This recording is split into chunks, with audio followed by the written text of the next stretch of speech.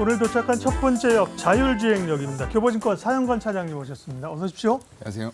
그러게요. 현대차 그룹이 자율주행 레벨 3 상용화한다 그러면서 자율주행 관련주들이 급등을 했는데 맞아요.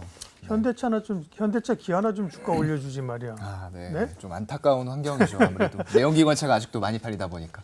레벨 3를 또 상용화한다 그럽니다. 상용화가 중요한 건데. 맞아요. 레벨 3는 어느 정도 단계고 상용화하겠다는 게 이제 어떤 그림인가요? 네. 총 일단은 자율주행 단계를 우리가 나눌 때 0부터 5단계까지. 네. 그러니까 5단계가 최종 자율주행. 우리가 원하는 영화에서 본 정말로 그냥 알아서 다 해주는 거죠. 네. 말로만 하면은. 그리고 타자마자 시트가 뒤로 젖혀지면서 다리 이제, 꼬고 신호 보면서 이제 전체 차량의 모든 면이 다 스크린이 되는 거죠.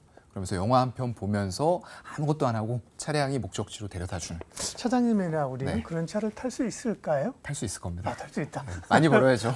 네, 많이 벌어야죠. 아니, 제 말은 돈도 돈이지만 그런 시대가 네. 고토리 하겠냐. 제가 박사님하고는 약간 좀 차이가 있기 때문에 저는 탈 수 있을 것 같아요. 네.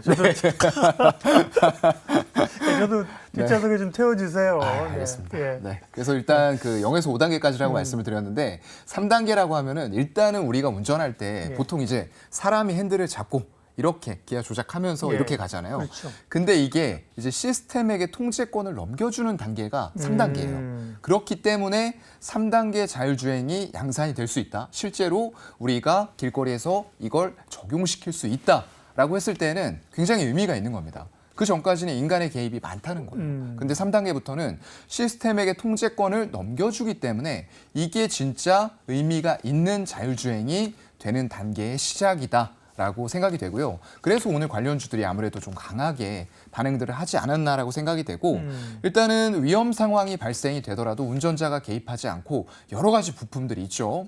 우리가 카메라가 있고요. 그리고 레이더, 라이다 이런 부품들이 복합적으로 작용을 하면서 상당히 먼 거리, 많게는 1.5km에서 2km까지 거기에서 발생이 되고 있는 것들을 초연결, 우리가 5G, 6G 얘기하죠. 그런 것들과 주고받으면서 앞에 상황들을 미리 캐치하고 카메라는 주변 상황들을 캐치하고 이런 식으로 해서 안전한 자율주행을 해나가는 단계. 그렇기 때문에 지금 이 레벨 3가 전 세계적으로 상용화가 된다라고 하면은 굉장히 의미 있는 자율주행의 기술 발전이 있었구나라고 생각을 하셔도 될 것 같습니다. 그러니까요. 3단계 상용화한다 그러니까 이게 글로벌이 상당한 일인가 생각이 되는데 그러면 이제 글로벌 추이를 알아봐야 됩니다. 원래는 이제 구글의 웨이모 이런 게 이제 사실 자율주행 열심히 했는데 최근에는 그 분야도 테슬라 아닙니까? 테슬라가 자율주행하고 사고도 가끔 나고 그럽니다만 굉장히 빠르게 가고 있는데 테슬라는 어떻게 하고 있습니까? 자율주행 시장에서. 테슬라가 지금 그럴 수밖에 없는 게 이게 전략적인 것 같아요. 단순히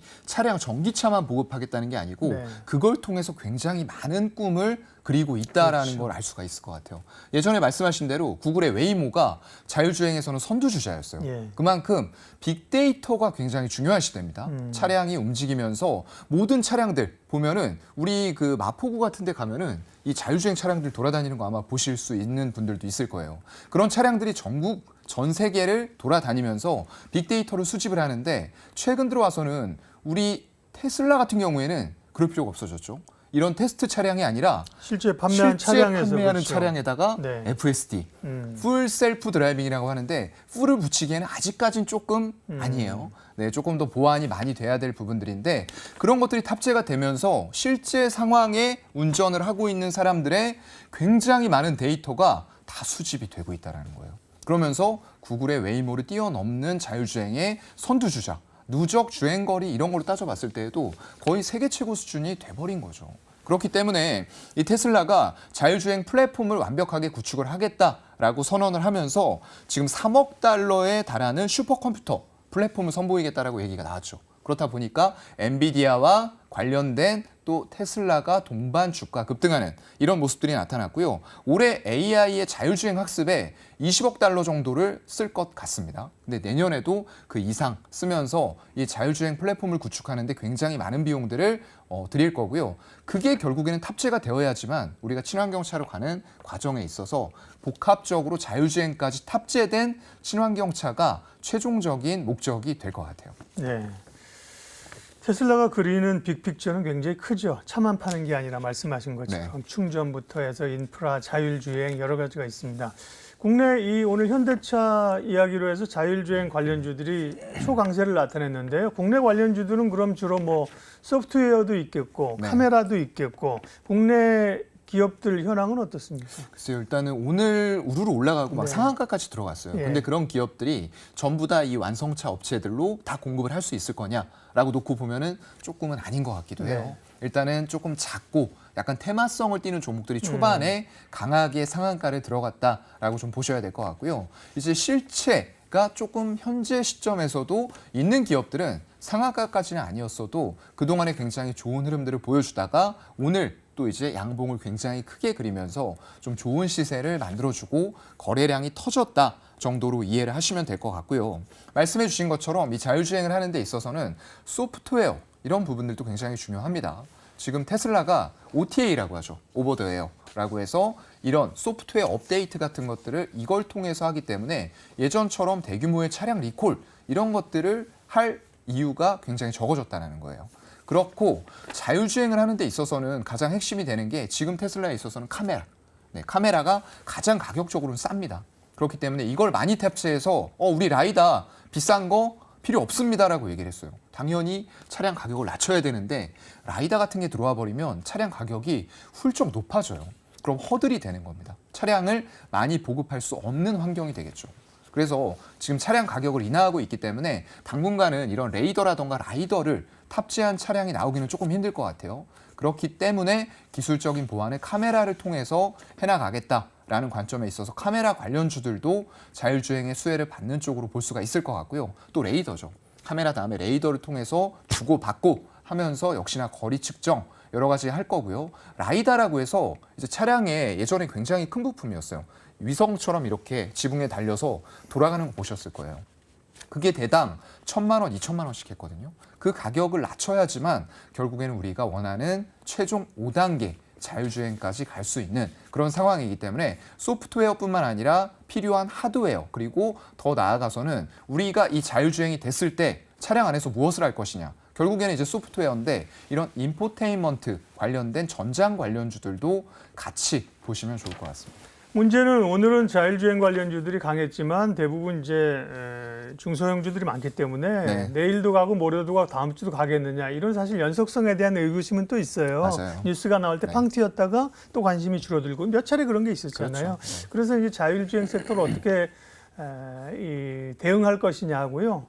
또 관심 기업도 지난번에 칩스 앤 미디어 이런 거 맞아요. 말씀하셨잖아요. 네. 반도체와 그죠? 함께 더불어서 말씀을 드렸던 종목. 타픽은 칩스 앤 미디어? 이거 또 얘기하면 너무 많이 얘기하는 것 같아가지고 오늘은 네. 좀 다른 종목을 좀 말씀을 드려보려고 하고요. 현대오토웨버입니다. 네. 네, 현대차 그룹에서 일단 하겠다라고 얘기를 했기 때문에 그것과 가장 밀접하게 관련이 되어 있는 회사를 찾으면 결국에는 현대오토웨버가 될 것 같아요. 오토웨버도 많이 올랐네, 그죠? 맞아요, 많이 올라왔어요. 네. 저런 거 오늘도 근데 테마로 하는 게 아니라 원래 많이 좋게 봤잖아요. 그죠? 네, 괜찮게 네, 봤기 맞아요. 때문에 지금 뭐 6월 말부터 해서 주가가 계속적으로 올라오는 형태들이 만들어졌던 거고요. 일단 현대차 그룹에서 차량용 소프트웨어 쪽으로 대규모 투자를 할 수밖에 없는 환경들이 오늘의 선포로 인해서 나타났죠. 그렇다 보니까 2030년이 됐을 때는 현대오토웨버 전사 매출의 30에서 40%가량이 이러한 소프트웨어 비즈니스에서 나올 것으로 전망을 하고 있습니다.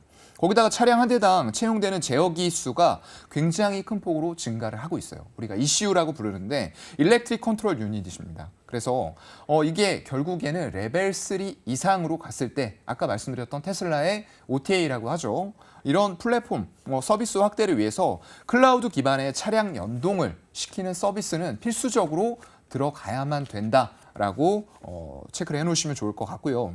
결국은 현대차 그룹에서 모빌리티 쪽으로 다양한 시도를 하고 있는데 이런 과정에서 운영에 직접적으로 관여할 수 있는 가장 핵심적인 관계사가 현대오토웨버다라는 말씀을 좀 드리도록 하겠습니다.